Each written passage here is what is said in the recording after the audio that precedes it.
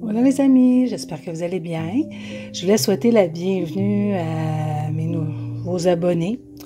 La chaîne, comme j'ai déjà dit, a été créée premièrement pour un aide-mémoire, pour des recettes, pour des partages, puis tout ça, l'horticulture, qu'est-ce que j'ai fait pour m'aider, mettons, qu'est-ce que j'ai fait l'année d'avant, dans le jardin et tout ça. Et je me suis dit, je vais laisser un héritage à mon fils. Parce que quand maman est décédée, j'ai réalisé à quel point ça aurait été génial de l'enregistrer, d'avoir sa voix, parce que c'est ce qui nous manque le plus. Donc, j'ai eu cette idée-là de créer la chaîne pour laisser des souvenirs à mon fils le jour que je serai plus là. Puis aussi, les recettes qu'il aimait beaucoup, comment les faire. Donc, bienvenue à vous autres. Je partage aussi l'abri et tout ça. C'est un apprentissage personnel. Je m'amuse et en même temps, je découvre plus profondément ce que voulaient dire les paroles de notre Père et Créateur et de son plan merveilleux en son Fils. Donc, aujourd'hui, on va se faire un petit ragoût de bœuf servi avec des tortellini puis une salade. Parce que hier, j'ai fait une recette qui était vraiment bonne. Puis j'ai dit, aïe, je ne l'ai pas enregistré. Je fais la cuisine par inspiration. Je la fais au pif. Rien de compliqué, mais savoureux. Donc, pour commencer, ça va nous prendre un paquet de bœuf à ragoût. OK? Un gros paquet qu'on trouve, ça vient un 2 livres. Et comme je ne suis pas fan de faire de la vaisselle, je prends mon plat directement et je vais enfariner mon bœuf. OK? Donc, j'ai juste une main, j'enfarine ça, puis on continue. Là, j'ai rajouté moutarde en poudre, du thym, sel et poivre. J'aime bien assaisonner ma viande avant de la faire griller, comme ça y donne encore plus de saveur. Et là, avant de faire griller mes cubes de bœuf, je vais faire griller 3 tranches de bacon au dindon. Ça va donner encore plus de saveur. Pour ce qui est des ingrédients, je vais les mettre dans la description. Donc, vous pouvez aller les voir avant de commencer la recette. Et là, je vais mettre dans un bol mes tranches de bacon. Je vais les mettre de côté. Là, je fais revenir mes cubes. Mais je serais certaine que mes morceaux ne s'étouffent pas pour que ce soit bien grillé. Okay? Ce qu'on veut, c'est une belle coloration de nos morceaux. Et je vais les griller de chaque côté. Okay? Et je vais les réserver dans un plat. Quand je suis rendue à la dernière batch, je rajoute un oignon. Là, je vais faire griller mon oignon, je vais baisser le feu parce que je ne veux pas que mes oignons brûlent. Et là, j'ai rajouté une grosse gousse d'ail que j'ai écrasée. Finalement, j'ai décidé d'en mettre 2. J'en ai mis 2 finalement, comme je disais. Mais là, je vais les faire griller légèrement, okay? Parce que je ne veux pas que mon ail brûle. Et je les ai mis entières parce que je peux les retirer si jamais samedi. Puis, je préfère que des petits morceaux d'ail dans ma sauce, mais c'est une préférence. Je peux les mettre en petits morceaux aussi, mais ça ne changera pas le goût. Là, je vais remettre toute ma viande. OK, il y aura des petits bouts pas grillés. Je vais laisser griller encore un petit peu, pas longtemps. Là, je vais rajouter environ une demi-cuillère de thym et environ une cuillerée à thé de curcuma. Je vais rajouter mon bacon, ok? Je les ai mis en gros parce que je vais pouvoir les enlever à la fin. C'est vraiment pour donner de la saveur. Là, j'ai remonté mon feu que je vais déglacer avec environ une tasse de vin rouge.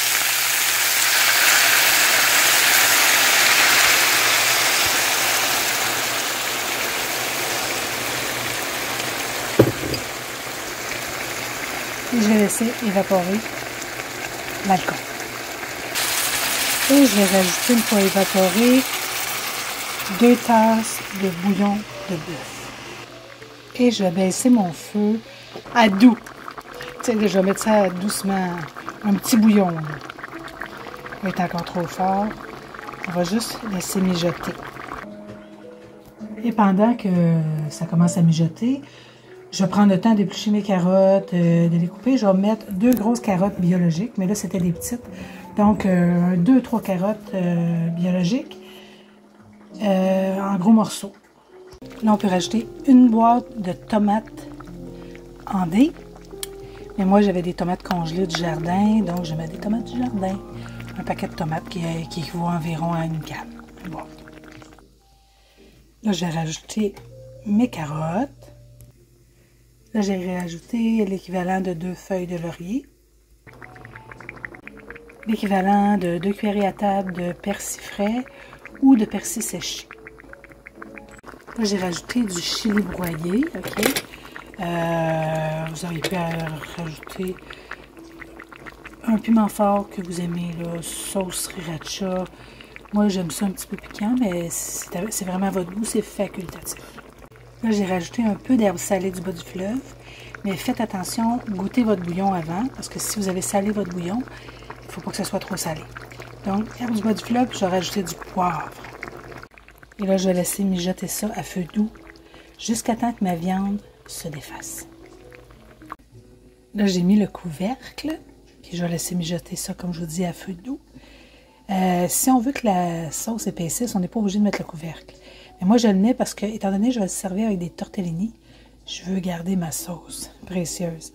Donc, si je vois que la sauce n'a pas épaissi, je vais enlever mon couvercle environ une demi-heure avant que ça soit cuit. Là. Mais, tu sais, on peut mettre le couvercle pour que notre sauce ne s'évapore pas tout. Mais si on la veut plus épaisse, comme je dis, il faut enlever le couvercle. Et là, pour rajouter encore plus de saveur à notre repas, on va se faire un gremolata, je sais pas comment on dit ça, avec du persil frais qu'on a bien lavé, les queues, je m'en étais servi dans une soupe, et la partie un peu plus tendre, c'est ce que j'ai mis dans mon ragoût. Donc, on va l'émincer. Pour faire mon persil, il y en a qui vont utiliser cet instrument-là. Moi, je suis pas fan. Je trouve que ça l'écrase, le persil. Là, on veut vraiment...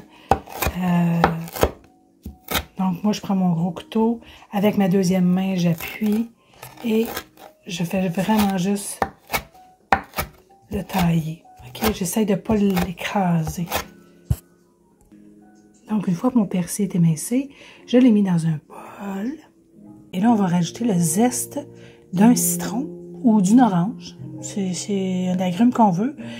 Mais l'important, c'est quand on se sert du zesteur, c'est d'avoir notre citron en dessous et on zeste avec le zesteur par-dessus. Comme ça, on sait où est-ce qu'on s'en va. Notre zeste s'accumule dans notre zesteur et après ça, on a juste à le mettre. OK?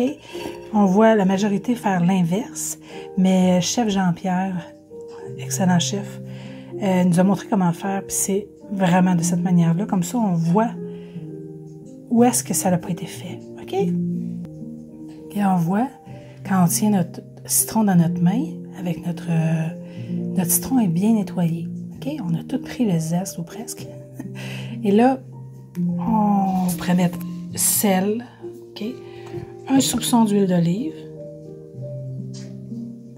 On n'est pas obligé de mettre de l'huile d'olive, mais moi, je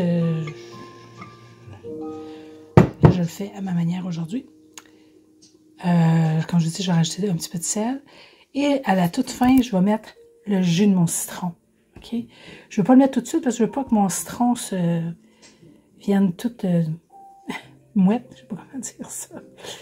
Et je vais rajouter les gousses d'ail cuites dans mon bouillon, dans mon ragoût, à la toute fin.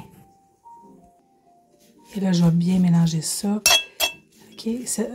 On peut dire que c'est un condiment. Tu sais. Ça va juste rajouter un petit kick. Mais ça se pourrait que je rajoute de quoi dans mon... Je me connais, là. Ça se pourrait que je rajoute de quoi dans mon gremolata. Donc, j'ai déjà changé d'idée. Je vais rajouter 2 échalotes que j'avais déjà dans le frigo et un morceau de Parmigiano Reggiano qui me restait, qui est dû. On va le mettre dedans. Ça va rajouter un petit kick. Donc, la non-professionnelle que je suis, elle va oublier de charger sa batterie. J'ai oublié de perdre un petit bout. J'ai rajouté mon huile d'olive. Finalement, je ne le ferai pas en gremolata, je vais le faire plus en espèce de petite marinade. Donc, j'ai mis, il y en a qui appellent ça du kimchi, en tout cas, on va dire une marinade. OK. Fait qu'on a mis de l'huile d'olive, j'ai mis mon jus de citron, j'ai rajouté des graines d'amarante de mon jardin, du sumac que j'avais récolté, qui goûte un citronné, le sumac. Et là, je vais faire griller 2 tranches de bacon de dindon pour faire le rappel dans mon ragoût, que je vais faire griller à la poêle pour rajouter sur le dessus. Et j'ai mis environ une cuillère à soupe ou 2 de parmesan. Je m'en ai gardé pour mettre sur le dessus. Pour faire griller le bacon de dindon, ça m'a fait beaucoup, mais j'en veux pas beaucoup, c'est juste pour mettre sur le dessus. On met un petit peu d'huile, hein, parce que c'est pas gras comme le bacon traditionnel. J'ai tout simplement rajouté mon bacon sur ma petite marinade. Je ne vais pas le brasser parce que je veux que mon bacon reste croustillant. Je vais juste servir ça comme ça sur le dessus de mon repas. Donc là, j'ai pris des tortellini au bœuf. Ça peut être des tortellini au fromage. Donc, je les fais cuire 7 minutes, comme c'est écrit. Mais mes tortellini, je vais les faire cuire dans un bouillon de bœuf auquel j'ai rajouté 2 bonnes cuillères de mon bouillon de ragoût, du persil, feuilles de laurier, un peu de thym et j'amène ça à ébullition. Je vais faire cuire mes tortellini. Je vais déjà avoir assaisonné mes tortellini quand je vais rajouter mon ragoût dessus. Là, je vais passer mes pâtes, mais je vais garder mon bouillon dans un plat, au cas où j'aurais besoin. Et là, j'ai rajouté environ un quart de tasse de beurre à mes pâtes. Et une bonne grosse cuillerée à table de ma marinade au persil. Du sel et du poivre. 2 bonnes cuillères du bouillon de mon ragoût. Et vous pouvez ajuster avec votre marinade au persil. C'est bon. J'ai rajouté un peu du bouillon de mes nouilles, de mes pâtes. Et là, vous servez avec votre petite salade, votre vinaigrette au citron. On met un peu de gremolata, comme j'ai fait. Ça devrait être bon. Bon appétit.